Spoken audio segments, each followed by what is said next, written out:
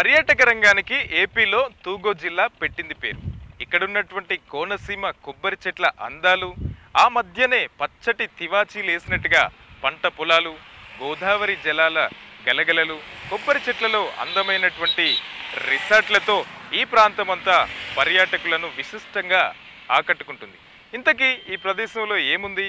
ఆంధ్రప్రదేశ్ పర్యాటక శాఖ ఆధ్వర్యంలో తూగోలో ఉన్నటువంటి పలు పర్యాటక ప్రాంతాలను HMTV చూపించే ప్రయత్నం చేస్తుంది. ఆ విశేషాలు తెలుసుకోవాలంటే వాచ్ ది స్టోరీ.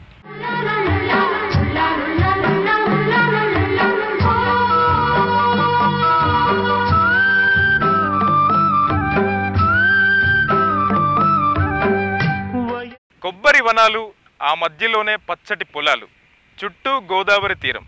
ఇటువంటిది చూడాలంటే ఏ కేరళకు వెళ్లాల్సినటువంటి అవసరమే లేదు. జస్ట్ కోనసీమకు వస్తే చాలు. ప్రకృతి అందాలకు ఇదొక నిలయంగా మారింది. ఇప్పుడున్నటువంటి సిటీ లైఫ్లో కాస్త టెన్షన్ ఫ్రీ ఉండాలంటే మాత్రం ఎవరైనా ఇక్కడికి రావాల్సిందే.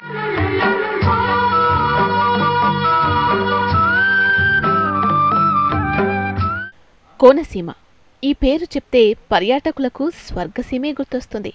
దేవుళ్ళుండే ఆ స్వర్గసీమ ఎలా ఉంటుందో చూసినోళ్ళు లేరు, కానీ కోనసీమను చూస్తే ఇంతకంటే అందాలు ఇంకా ఎక్కడా ఉండవంటూ మైమర్చిపోవాల్సిందే. త్రికోణాకారంలో కొండను పోలి ఉన్న ప్రాంతం కావడంతో దీన్ని కోనసీమ అని పేరొచ్చినట్లు చెప్తుంటారు. తూర్పుగోదావరి జిల్లాకే ఈ కోనసీమ ఓ తలమానికం. ఎటు చూసినా కొబ్బరి తోటలు, ఆ మధ్యలో ఉండే ఇల్లు, అచ్చం పచ్చటి తివాచి పల్చినట్లుండే పంట పొలాలు. అబ్బో, ఆ ప్రకృతి వైభవం గురించి ఎంత చెప్పినా తక్కువే.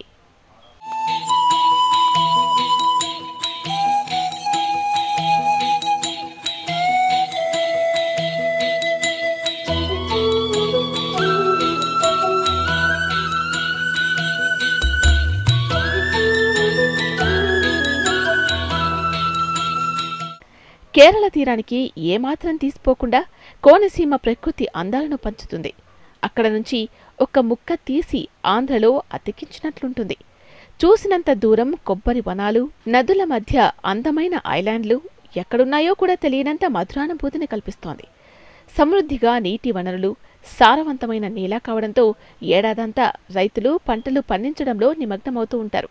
ఇక్కడ రైతే రారాజు. దీంతో ఏ కాలంలో చూసినా కోనసీమ పచ్చగా కనిపిస్తుంటుంది.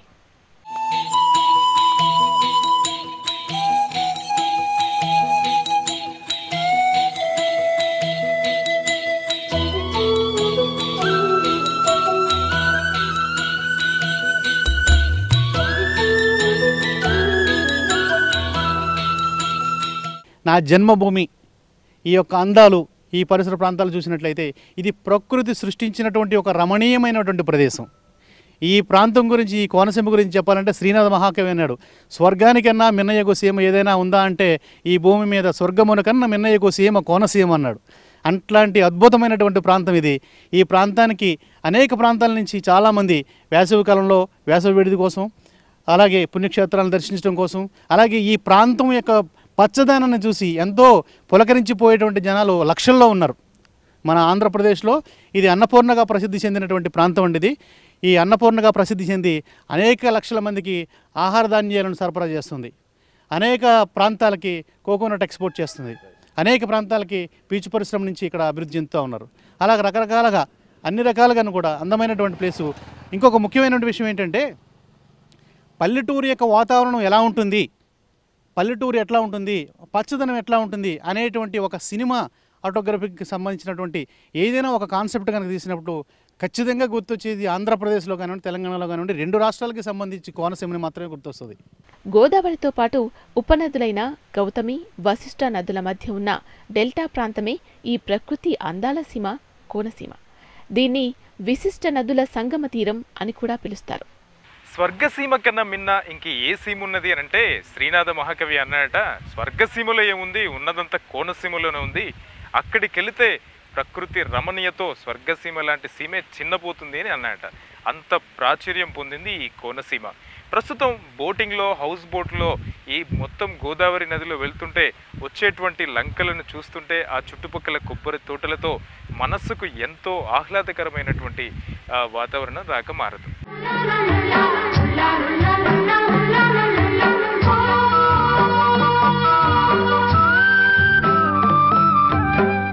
కోనసీమ వద్ద గోదావరిలో పడవ ప్రయాణమంటే ఆ థ్రిల్లింగే వేరు. నదిలో ప్రయాణిస్తున్నప్పుడు కొబ్బరి చెట్ల మధ్య కనపడే లంక గ్రామాలు, లంకల్లాంటి ఇసుక మేటలు, చిన్న చిన్న అలలు, లాంచి అంచులకు తగిలి మీద పడే నీటి తుంపరలు, చల్లగా వీచే ఈదురు గాలులు. అబ్బో, ఈ ప్రయాణం గురించి ఎంత చెప్పుకున్నా తక్కువే. అనుభవిస్తే కాని ఆ మధురానుభూతి ఏంటో తెలుస్తుంది. గోదావరి నది ఒడ్డున కూర్చొని సంధ్యా సమయాలను తిలకించడం ఒక గొప్ప అనుభూతినిస్తాయి. రాష్ట్ర టూరిజం శాఖ ఆధ్వర్యంలో నడిచే హౌస్ బోగులో గోదావరిలో విహరిస్తూ రోజంతా కోనసీమ అందాలను ఆస్వాదించొచ్చు. దిండి ప్రాంతం నుంచి ప్రతిరోజు శివకోడు లంక వరకు పర్యాటక శాఖ టూరిస్టుల కోసం పడవ ప్రయాణం అందిస్తోంది. గోదావరి మీద బ్రిడ్జులు నిర్మించడానికి పూర్వం కోనసీమ నుంచి బయట ప్రదేశాలకు రాకపోకలు లాంచీల మీద, పడవల మీద జరిగేవట. అయితే చుట్టూ బ్రిడ్జ్ల నిర్మాణం జరిగినా పడవ ప్రయాణం మాత్రం పాతపడలేదు. కేరళకి మనకి ఉన్నది ఏంటంటే, కేరళ కంటే మన దగ్గర ఇంకా మంచి బ్యూటిఫుల్ కల్చర్ ఉంది. ఇది మన ప్రాంతం. అక్కడ వాళ్ళు 30 ఏళ్ల క్రితమే గుర్తించి దీన్ని, ఈ పర్యాటకాన్ని 30 ఏళ్ల క్రితమే గుర్తించి దాన్ని ప్రమోట్ చేయడం జరిగింది. మనం ఈ మధ్యనే ఈ గత 10 సంవత్సరాల నుంచి టూరిజం ప్రమోషన్ కొద్దిగా ఇంపార్టెన్స్ ఇవ్వడం జరుగుతూ ఉంది. సో కేరళకి ఇక్కడికి డిఫరెన్స్ అయితే నాకు తెలిసి అయితే ఏం లేదండి. అక్కడ ఎలా ఉంటుంది, ఇక్కడ సేమ్. ఇక్కడ కల్చర్ కూడా ఇక్కడ ఎక్కువగా ఉంది. ఇక్కడ మన తెలుగు కల్చర్, మన పల్లె వాతావరణం, చాలా కొబ్బరి చెట్లు, మన గ్రీనరీ, ఇవన్నీ చూస్తే కదా నాకైతే కేరళ కంటే ఆంధ్రప్రదేశ్ చాలా బాగుంటుంది అనిపిస్తుంది. బట్ చాలా బాగుంది, greenery especially it's very good. ఇంకా గేమ్స్ అవి ఇవి ఇంకా మేము ఎంజాయ్ చేయాలి. యాక్చువల్లీ ఫుడ్ అదంతా బాగుంది అండ్ ఎస్పెషల్లీ గ్రీనరీ చాలా ప్రశాంతంగా ఉంది ప్లేస్. అదే చాలా డిఫరెంట్ ప్లేస్కి వచ్చి కొంచెం రిలాక్స్ అయ్యి అగైన్ బ్యాక్ టు వర్క్ అనమాట. సో 2 days చాలా refreshing and relaxing both. Actually వచ్చిన కారణం ఏంటంటే మాది హైదరాబాద్, పుట్టి పెరిగింది హైదరాబాద్ కాబట్టి కోనసీమ రీజన్ ఈ సెరీన్ బ్యూటీ చూద్దామని వచ్చాము. వచ్చి నిన్న నుంచి గంట we have been enjoying it. అంటే ట్రాఫిక్ లేదు, పొల్యూషన్ లేదు, ఎటు పక్క చూసినా చెట్లు, ఈ పక్కనే గోదావరి. సో ఇవాళ పొద్దున వెళ్ళిపోదాం అనుకుని మళ్ళీ 1 day ఎక్స్టెండ్ చేసుకుని రేపటి వరకు ఉంటున్నాం అనమాట. చాలా రిలాక్సింగ్గా ఉంది, చాలా రిఫ్రెషింగ్గా ఉంది. వెళ్ళిన తర్వాత హాయిగా పని చేసుకోవచ్చు. కోనసీమ చాలా బాగుంది.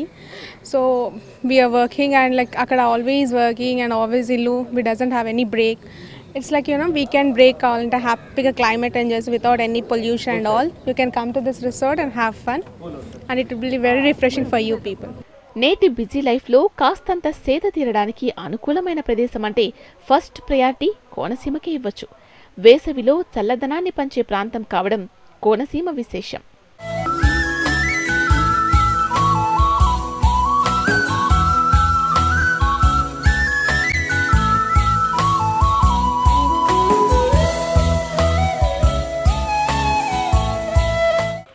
ఎక్కడో మహారాష్ట్ర నాసిక్లోని త్రయంబకేశ్వరం వద్ద పుట్టినటువంటి గోదావరి తెలంగాణ, మహారాష్ట్ర దాటుకుంటూ ఏపీలోని అంతర్వేది దగ్గర సముద్రంలో కలుస్తుంది. ఈ మహత్తర ఘట్టాన్ని చూసేందుకు పెద్ద ఎత్తున పర్యాటకులందరూ కూడా ఇక్కడికి వస్తారు. అయితే కోనసీమ అందాలను చూడటంతో పాటు ఇక్కడ ఉన్నటువంటి అంతర్వేది లక్ష్మీ నరసింహస్వామి ఆలయం కూడా ఎంతో ప్రసిద్ధికెక్కింది. కోనసీమ అందాలు చూడ్డానికొచ్చే పర్యాటకులకు ఇక్కడ ప్రకృతి వైభవమే కాదు, పురాతన ఆలయాలను కూడా దర్శించుకోవచ్చు. ఇందులో ప్రముఖమైందే అంతర్వేది లక్ష్మీ నరసింహస్వామి ఆలయం. వశిష్ఠ గోదావరి నది బంగాళాఖాతంలో కలిసే సంగమ స్థానంలో ఉంది. ఈ సాగర సంగమంలో నది, సముద్రము, నీటి మధ్య తేడా స్పష్టంగా కనపడుతుంది. ఈ అద్భుతాన్ని చూసేందుకు పర్యాటకులు పెద్ద సంఖ్యలో వస్తుంటారు. కొన్ని వందల ఏళ్ల చరిత్ర ఉన్న ఈ క్షేత్రంలో నరసింహస్వామి రాజలక్ష్మి సమేతుడై కొలువుతీరారు.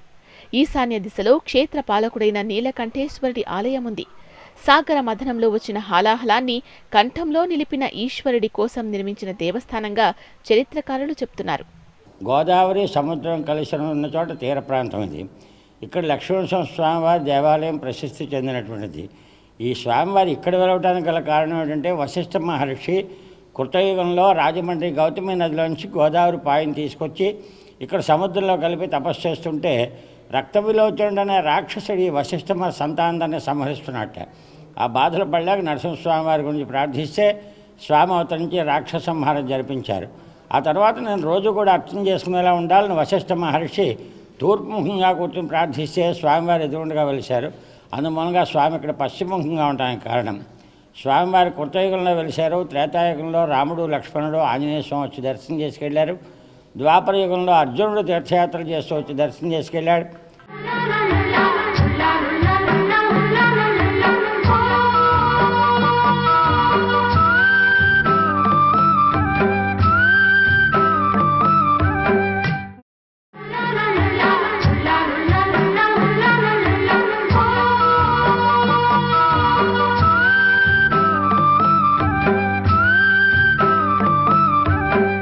కోనసీమ అందాలను చూడటానికి వచ్చేటువంటి పర్యాటకుల కోసం పక్కనే ఉన్నటువంటి ద్రాక్షారామంలో పురాతన శివాలయం ఆహ్వానం పలుకుతుంది. కాశీలో ఉన్నటువంటి ఆలయాన్ని పోల్చితే ఇది కూడా దక్షిణ కాశీగా పిలుస్తారు. ఏపీలో ఉన్నటువంటి పంచరామాల్లో ఈ ఆలయాన్ని ఒక రామంగా గుర్తిస్తారు. ఇది ఈ ఆలయానికి ఒక పెద్ద చరిత్ర ఉందని చెప్పొచ్చు. అంతర్వేది తర్వాత పవిత్ర పుణ్యక్షేత్రం ద్రాక్షారామం దర్శించుకోవచ్చు. కోనసీమ ప్రాంతం నుంచి 60 కిలోమీటర్లు, కాకినాడ నుంచి 30 కిలోమీటర్ల దూరంలో ఈ ఆలయం ఉంది. నిత్యం ఓం నమః శివాయ అంటూ శివనామస్మరణతో ప్రతిధ్వనించే పవిత్ర ధామం ద్రాక్షారామం. కాశీకి సమానమైన క్షేత్రమే ద్రాక్షారామమని సాక్షాత్తు అన్నపూర్ణాదేవి వ్యాస మహర్షితో అన్నట్లు పురాణేతిహాసాల్లో చెప్పబడింది. అందుకే దక్షిణ కాశీగా అఖిలాండకోటి భక్తుల కల్ప తరువుగా అలరారుతోంది ద్రాక్షారామ భీమేశ్వరాలయం. ఆంధ్రప్రదేశ్లోని ప్రధాన శైవ క్షేత్రాలలో ఒకటిగా భక్తుల నీరాజనాలు అందుకుంటున్న ద్రాక్షారామం భీమేశ్వర ఆలయంలోని భీమేశ్వరుడు స్వయంభువు. ఈ ఆలయాన్ని 1100 సంవత్సరాల క్రితం నిర్మించిన అంతకుముందే భీమేశ్వరుడు ఇక్కడ వెలిశారని ప్రతీతి. ఆ రోజుల్లో సుప్రసిద్ధ ఆలయంగా ప్రసిద్ధి చెందడంతో పాటు చాళుక్యుల శిల్పకళా రీతికి అద్దం పట్టే అద్భుత చారిత్రక కట్టడంగా పేరుగాంచింది. ఈ స్వామిని భోగ మోక్షప్రదాయక భీమేశ్వర అంటారు. కాశీని మోక్షలింగం అంటారు, సామర్లకోట లింగాన్ని యోగలింగం అంటారు, దీన్ని భోగలింగము అంటారు. ఈ భోగలింగానికి ఒక మహిమ ఉందండి. ఎటువంటి ఆ మానవుడైనా ఇక్కడికి అనుకోకుండా అప్రయత్నంగా వస్తాడండి. అతను అనుకోడు ఇక్కడికి వెళ్తున్నట్టు, ఆందావే వెళ్దామనో లేకపోతే వేరే యావిగేషన్ మీద వేరే పని మీద వచ్చి రావడం జరుగుతుంది తప్ప అనుకుని రారండి. వారికి ఎంతో శుభం జరిగితే ఇక్కడికి వస్తారు, స్వామిని దర్శిస్తారు. వారు ఏది కోరుకున్నారో అవన్నీ తీరుతాయి. అష్టాదశ శక్తిపీఠాల్లో నాభిస్థానం పడింది అమ్మవారు మాణిక్యాంబ. అలాగే స్వామివారు భీమేశ్వర పంచారామలో స్వయంభూలింగం. ఈ ఆలయంలో భీమేశ్వరుడు స్ఫటిక లింగాకారుడై 15 అడుగుల ఎత్తుతో ఉండడం విశేషంగా చెప్పొచ్చు. స్వయంభూగా వెలిసిన స్వామివారికి మొట్టమొదటిసారిగా సూర్యుడు అర్చన చేశాడట. దీనికి నిదర్శనంగా ఇప్పటికీ సూర్యోదయం, సూర్యాస్తమయం సమయాల్లో సూర్యకిరణాలు భీమేశ్వరుడిపై ప్రసరిస్తూ ఉంటాయి. ప్రధానాలయం 2 అంతస్తులుగా ఉంటుంది. చీకటిగా ఉండే మొదటి అంతస్తులో భక్తులు ప్రదక్షిణలు చేస్తూ, 2వ అంతస్తులో భీమేశ్వరుని దర్శించి పూజలు నిర్వహిస్తూ ఉంటారు. ద్రాక్షారామం పంచరామాల్లో ఒకటి. ఈ ఆలయంలో అమ్మవారి పేరు మాణిక్యాంబ. అష్టాదశ శక్తి పీఠాల్లో మాణిక్యాంబ పీఠం ఒకటి. కార్తీక మాసంలో శివరాత్రి ఉత్సవాల్లో ఈ ఆలయంలో విశేషంగా అభిషేకాలు, పూజలు నిర్వహిస్తారు. ఈ ఆలయం ప్రాంగణంలో శిల్పకళా సంపద చరిత్రకు దర్పణం పడుతుంది. ఈ ఆలయాన్ని సందర్శించే భక్తులు, పురావస్తు పరిశోధకులు తమకు తెలియకుండానే ఇక్కడ ఎక్కువ కాలాన్ని గడిపేస్తూ ఉంటారు. చుట్టూ అతిపెద్ద సముద్రం, ఆ సముద్రం మధ్యలోనే ఒక దీవి. ఆ దీవిలో కొన్ని వందల కుటుంబాలు ఇక్కడ నివాసం ఉంటాయి. కాకినాడ నుంచి చాలా మంది సందర్శకులు ఆ దీవి అందాలను చూడటానికి వెళ్తుంటారు. ఇంతకీ ఏంటా దీవి? ఆ దీవి యొక్క విశిష్టాలు తెలుసుకోవాలిందా? అయితే ఓప్ ఐస్లాండ్కి రావాల్సిందే.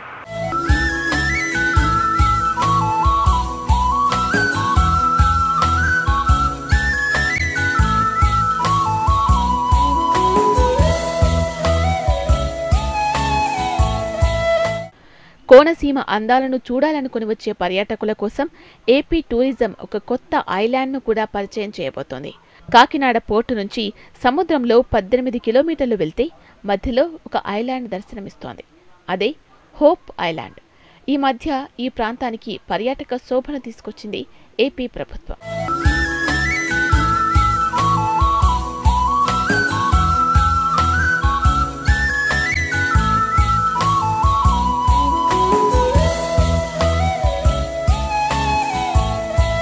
హోప్ ఐలాండ్ చూడాలంటే పర్యాటక శాఖ ప్రతిరోజు పోర్ట్ నుంచి బోటును నడుపుతుంది. బోట్లో ప్రయాణించేటప్పుడు సముద్ర అలలు, చేపలు పట్టేందుకు వెళ్లే బోట్లు, సముద్ర మధ్యలో ఉండే పెద్ద పెద్ద ఓడలను చూడొచ్చు. సముద్ర మార్గం నుంచి నడిచే సరుకు రవాణాను కూడా చూడొచ్చు. చిన్న చిన్న షిప్పులు పెద్ద పెద్ద షిప్పుల్లో ఎలా సరుకును నింపుతాయో, అవి అక్కడి నుంచి ఎలా ప్రయాణిస్తున్నాయో చూస్తుంటే ఔరా అనక మానరు. హోప్ ఐలాండ్ని డెవలప్ చేయాలని నిర్ణయం చేయడం జరిగింది. యాక్చువల్గా ఇది ఐలాండ్ గుర్తించి దీన్ని డెవలప్ చేయాలి. దీని టూరిస్టులకి ఈ సముద్రం మధ్యలో ఉన్న ఐలాండ్స్ అనేవి చాలా రేర్గా ఉంటాయండి. ఈ ఐలాండ్ని గుర్తించి టూరిజం శాఖ ఇక్కడికి బోట్స్ రన్ చేయడం జరుగుతుంది. టూరిస్టులకి ప్రదేశం ఇంట్రెస్ట్గా ఈ ప్లేసెస్ని ఏమున్నాయని చూపించడానికి, లోపల ఉన్న ఈ అంటే రేర్ యానిమల్స్ ఏవైతే ఉన్నాయో, స్పీసీస్ ఏవైతే ఉన్నాయో అవన్నీ చూపించడానికి ఇక్కడికి ఏర్పాట్లు చేయడం జరిగిందండి. ఇక్కడ అంటే ఈకోసిస్టమ్ని డిస్టర్బ్ చేయకుండా, ఇక్కడ ఉన్న ప్రకృతిని డిస్టర్బ్ చేయకుండా ఇక్కడ డెవలప్మెంట్ యాక్టివిటీస్ చేపట్టడానికి పర్యాటక శాఖ నిర్ణయం తీసుకుంది. టూరిజంను అభివృద్ధి చేయాలనే లక్ష్యంతో ఈ హోప్ ఐలాండ్ వెలుగులోకి తెచ్చామని, దాదాపు 1000 ఎకరాల విస్తీర్ణంలో ఉన్న ఈ ఐలాండ్లో కొంతమంది జీవనం కూడా సాగిస్తున్నారని, వాళ్లను కూడా కలిసి ఏర్పాట్లు చేస్తామంటున్నారు పర్యాటక శాఖ అధికారులు. కోనసీమ అందాలను చూడాలనుకుని వచ్చే పర్యాటకుల కోసం ఇప్పటికే కొబ్బరి తోటల్లో ఎన్నో రిసార్ట్స్ వెలిసాయి. అందులో ముఖ్యమైనది దిండిలో వెలిసినటువంటి ఈ ఏపీటీడీసీ రిసార్ట్స్. మొత్తం వచ్చేటువంటి పర్యాటకుల ఇష్టం మేరకు అన్ని వసతులతో ఏపీటీడీసీ ఈ రిసార్ట్స్ని ఏర్పాటు చేసింది. కోనసీమ కొత్త పర్యాటక శోభను సంతరించుకుంది. కేరళ తరహాలో పర్యాటక కేంద్రంగా రూపుదిద్దుకుంది. సముద్ర తీర ప్రాంతం టూరిజానికి పెట్టింది పేరుగా మారింది ఇప్పుడు ఈ కోనసీమ. రాష్ట్రంలో అత్యధిక బ్యాక్వాటర్ సౌకర్యం ఉన్న ప్రాంతం కావడంతో రాజోలు, దిండి ప్రాంతాల్లో దాదాపు 25 కిలోమీటర్ల వరకు సముద్రపు బ్యాక్వాటర్ వ్యాపించి ఉంది. అందువల్ల దీన్ని దేశంలోనే సముద్రపు బ్యాక్వాటర్ టూరిజానికి కేంద్రంగా మార్చుతున్నారు. కోనసీమలో బోడసకుర్రు, ఆదుర్రు, ఓడలరేవు, పెద్దపట్నం లంక, ఎదురులంక, గోకులంక, ముక్తేశ్వరం, కరవాక, కోటిపల్లి, మురముల దగ్గర రిసార్ట్స్ వెలిశాయి. దిండిలో పర్యాటక శాఖ ఏర్పాటు చేసిన రిసార్ట్ సకల సౌకర్యాలతో టూరిస్టులను ఆకర్షిస్తోంది. బోటింగ్ సౌకర్యాలు, క్రూయిజింగ్ వాటర్ స్పోర్ట్స్, చిన్నపిల్లల ఆట స్థలాలు, స్విమ్మింగ్ పూల్స్, ప్రకృతిని తిలకించే గ్యాలరీలు, కాటేజీలు, ఫుడ్ కోర్ట్లు, ల్యాండ్స్కేపింగ్ గార్డెన్లతో పాటు పర్యాటకపరమైన సౌకర్యాలను అందుబాటులోకి తెచ్చారు. మన ఆంధ్రప్రదేశ్లో ఈ 13 జిల్లాల్లో the biggest resort in Andhra Pradesh Palavelli resort is near Palakollu, river bank of Godavari, Elamanchili Lanka. In this resort we're covering eco tourism. We have 3 islands: Sivakodu Lanka, Ramaraju Lanka, Ayodhya Lanka, and country canal. And we have rural tourism. Yeah, we situated at Elemental Lanka village. We have 40 rooms, banquet hall for 300 people, conference hall for 50 people.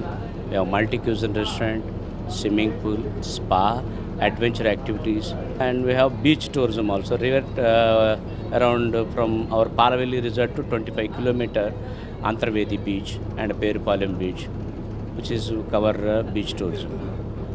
And in that our resort, we are maintaining the rural tourism activities. We have vegetable farm and fish netting. పర్యాటక శాఖ రిసార్ట్స్తో పాటు ప్రైవేట్గా కొబ్బరి తోటల్లో ఎన్నో resorts వెలిశాయి. ఇందులో Palavelli resorts Konaseema అందాలను చూసేందుకు వచ్చే పర్యాటకులను ఆకర్షిస్తోంది. దిండి రిసార్ట్స్ నుంచి నదిలో 10 కిలోమీటర్లు ప్రయాణిస్తే ఈ రిసార్ట్స్కు చేరుకోవచ్చు.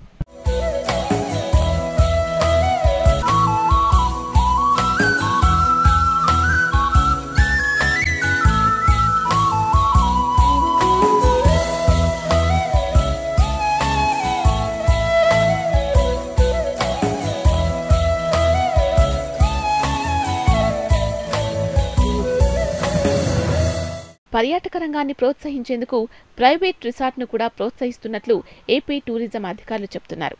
సో ఇంకెందుకు ఆలస్యం? ఈ ప్రకృతి అందాలు, పురాతనమైన దేవాలయాలు, సముద్రం మధ్యలో ఉండే ఐలాండ్లు చూడాలంటే మీరు కోనసీమకు చేరుకోవాల్సిందే.